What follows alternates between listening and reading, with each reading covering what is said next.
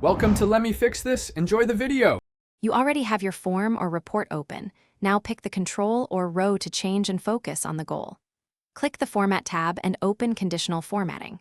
Once done, choose New Rule and pick a rule type. Field value is, expression is, or compare to another control.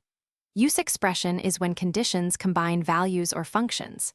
Make sure to name the rule logically so you can reuse or edit it later. This saves time and avoids conflicting rules. Now craft the condition and set formatting. For nuanced logic, use expression is and reference fields like amount or status. You can combine and slash or for precision. Choose format options, font, background, border, or select row selector to highlight the whole record for readability. Once you add multiple rules, reorder them so the most specific rule runs first and check stop if true and appropriate. This prevents later, broader rules from overriding earlier. Critical highlights. Finish by testing. Switch to form view or report view and step through records to verify behavior.